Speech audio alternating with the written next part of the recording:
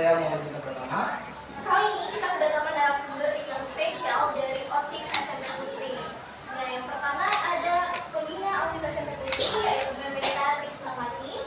Apa kabar, Mem? Alhamdulillah.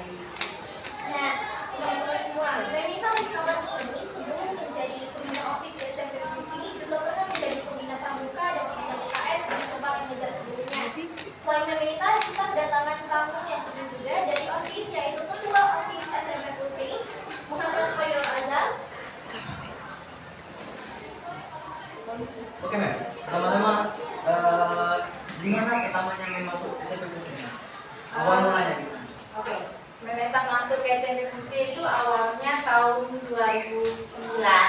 Tapi sebelumnya Memeta mengikuti tes dulu ya. Nah, dari tes mengajar, ikut uji, kemudian wawancara. Nah, setelah dari tahapan-tahapan itu baru Memeta bergabung di SMP Pusri tepatnya 13 Juli 2009. Kira-kira sudah nggak? Lumayan, karena waktu itu yang ikut tes itu teman-teman Memeta sendiri. Jadi ada adik tingkat sama kakak tingkat. Jadi saingannya orang dalam kayak gitu kan. Memang pernah sama-sama kuliah di Pusri kayak gitu kan. Oke, Mem. Mem kan sekarang menjadi pembina OSIS. Sebelum menjadi pembina OSIS itu gimana, Mem? Bisa jadi pembina OSIS? Gimana perjalanan? Perjalanannya yang jelas untuk menjadi pembina OSIS itu kan yang mempunyai wewenang itu adalah pihak sekolah. Jadi mungkin pihak sekolah memiliki kriteria tersendiri mengapa bisa Memeta jadi pembina OSIS kayak gitu. Cuman belajar dari pembina-pembina OSIS yang sebelumnya, maka Memeta juga harus bisa memaksimalkan diri bisa menjadi pembina OSIS seperti yang sebelum-sebelumnya. Gimana sih program OSIS ini gimana? Program OSIS ini yang jelas yang sudah terjadi di SMP Pusri itu akan dilanjutkan. Kalaupun yang belum ada, mudah-mudahan nanti diadakan. Yang jelas itu akan perlu kolaborasi dengan pihak sekolah, terutama wakil kesiswaan. Itu baru-baru terjadi yang namanya LCC.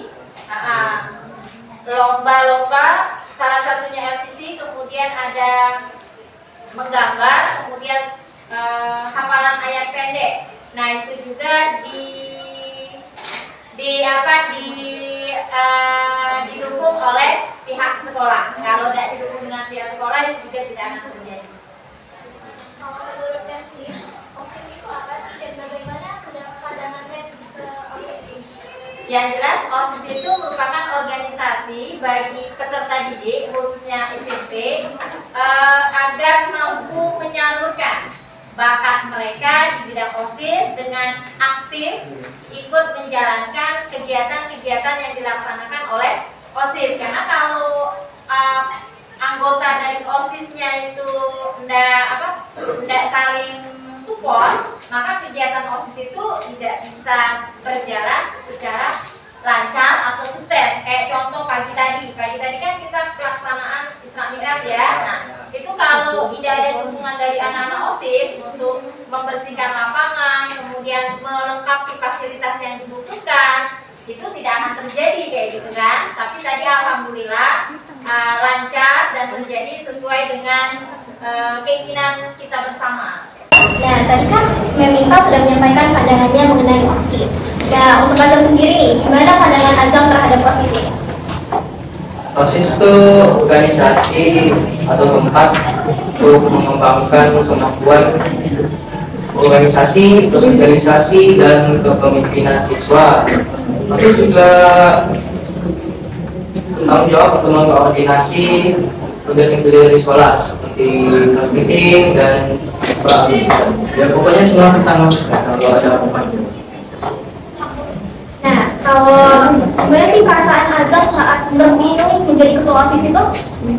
Perasaan saya sangat senang sekali ya, dan saya sangat bersyukur karena sudah semangat orang bisa terpilih menjadi ketua OSIS, dan mungkin jadi ketua OSIS itu impian semua orang ya di SMP Pusri. Kalau Kalau menurut Azam, apa sih peran OSIS bagi sekolah yang memiliki organisasi tersebut?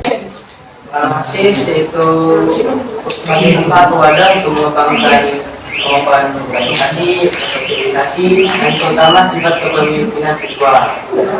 Serta OSIS itu kan bertanggung jawab dalam setiap kegiatan dan kayak menjadi panitia dan lain-lain. Sebelum lanjut, Ya,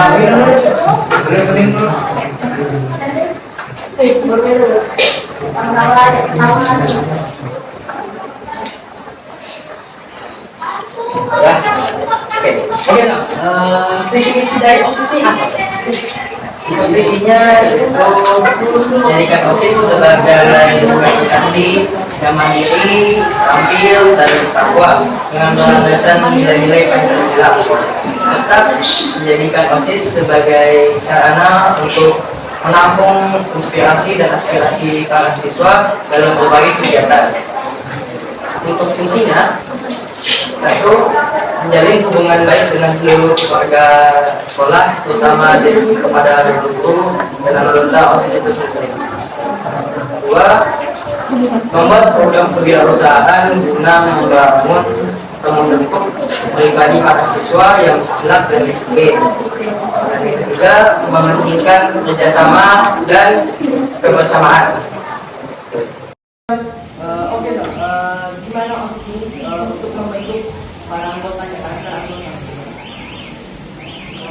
Itu merupakan sebagai tempat untuk saling bekerja sama, saling tujuan.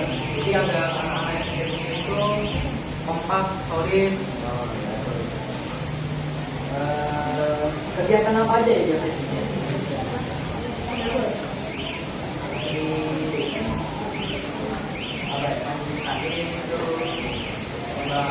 Bersama-sama, membersihkan apa di sekolah. Banyak pokoknya. kira-kira kalau OSIS apa nih syarat-syaratnya? Nah, ya, gimana? Yang pasti harus memiliki kemampuan atau skill dan pengetahuan memadai. Tapi menurut saya pada titik itu memiliki sikap peduli terhadap lingkungan kita dan kepada anggota OSIS itu sendiri. Kalau mereka saling berkomunikasi, dari luar kelas. Kalau majalahnya dari luar kelas, Pak OSIS itu bisa mengambil pelajaran nggak? Selama berlangsung, setahu saya tidak mengganggu pelajaran karena anak-anak OSIS itu juga biasanya terlibat kalau memang ada kegiatan di sekolah. Kemudian ketika briefing juga, saya selaku pembina OSIS itu meminta waktu juga memaksimalkan, tidak lama-lama karena memang sebelum kami briefing juga saya suka nanya anak pelajaran apa, ada ulangan atau tidak, sudah ngomong dulu dengan gurunya, kan? Karena jadi di sini yang diperlukan itu adalah koordinasi, sehingga ketika ada koordinasi, guru bidang studi di kelas tidak merasa terganggu dan anak-anak yang terlibat dalam kelompok juga bisa memaksimalkan waktu. Jadi dia bisa memposisikan diri. Oh, saya harus gercep kayak gitu kan. Oh, saya harus tidak bisa ikut kayak gitu kan. Jadi memang sesuai dengan kemampuan mereka atau sesuai dengan keadaan di lapangan kayak gitu. Jadi seperti itulah. Insya Allah tidak akan terganggu. Jadi sesuai sendiri ya. Iya, Bisa betul. berbagi waktu. Iya, betul. Kalau misalnya ada berapa sih anggota OSIS SMP? Kalau intinya itu kurang lebih ada 10 anak intinya. Tapi kalau untuk anggota tiap seksi seksinya itu kurang lebih antara 3 sampai 4 anak. Jadi seluruh jumlah itu sekitar 40-an anak. Ya. Kalau ada kegiatan itu ada nggak sebenarnya kegiatan yang menyenangkan atau apa? Kalau ditanya kegiatan yang menyenangkan, mereka akan betul-betul antusias ketika mereka sudah tahu, oh saya dapat tugasnya ini, jobnya ini, nah kami mau ngapain mem? Nah kayak gitu itu terlihat antusiasnya mereka. Tapi kalau misal mereka belum dikasih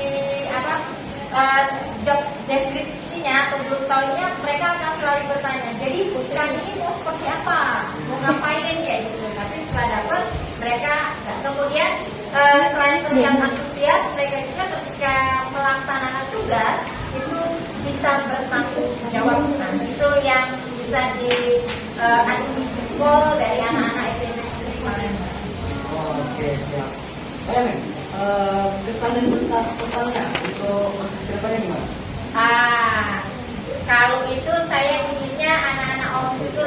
solid lagi.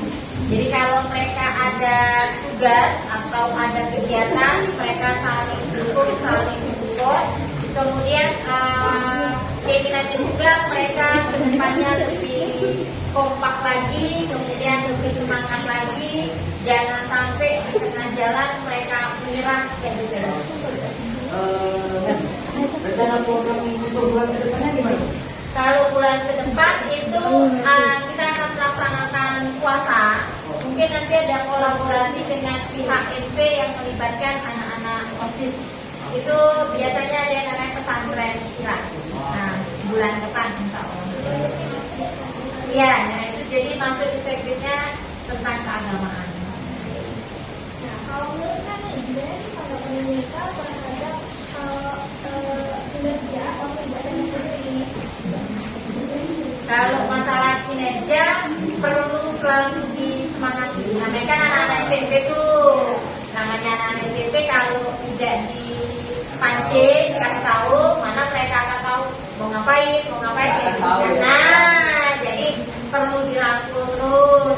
Habis ini kesini ya, kesini ya. Gitu. Tapi saya merasa sendiri, saya membuktikan sendiri kalau mereka tahu, dikasih tahu, mereka tidak akan pernah menghilang kayak gitu. Jadi mereka itu selalu menyelesaikan tugasnya untuk tanggung jawab. Belum mereka bergerak tuh. Kami punya grup ya, punya grup WA. Jadi seminggu sebelum biasanya itu saya sudah menginfokan jadwal ke depannya. Jadi dengan sudah dijadwalkan ke depannya, jadi mereka sudah ancang-ancang, bahasa kita sudah siap-siap. Jadi misal terjadi besok malam itu diinfokan lagi. Jadi besok paginya tanpa diingatkan, tanpa ini sudah rapi, sudah terlaksana. Jadi mereka udah tahu mau ngapain aja. Iya, betul. Banyak kan? Minum lagi. Oke, minum lagi nanti aku. Terima kasih. Iya. Mungkin kalian juga ada pengamatan yang mau disampaikan? Yang jelas kalau untuk media support dari saya karena selama ini saya hanya mendengarkan saja, tidak pernah melihat secara detail. Ternyata antusias anak-anak SMP itu sungguh luar biasa. Jadi bersama Pak Ibu saya. Kesimpulannya adalah proses adaptasi itu memiliki sifat yang bertanggung jawab terhadap tugas yang diberikan. Dan OSIS SMP itu dalam berkegiatannya juga ada kegiatan-kegiatan yang menyenangkan dan bisa kita ikuti. Oke, ini kata-kata motivasi dari saya. Jadi jangan mudah menyerah, kita harus belajar dari kesalahan kita dan terus maju. Saya Muhammad Bita Pratama dan teman saya Wina kami menutup. Wassalamualaikum warahmatullahi wabarakatuh. Waalaikumsalam.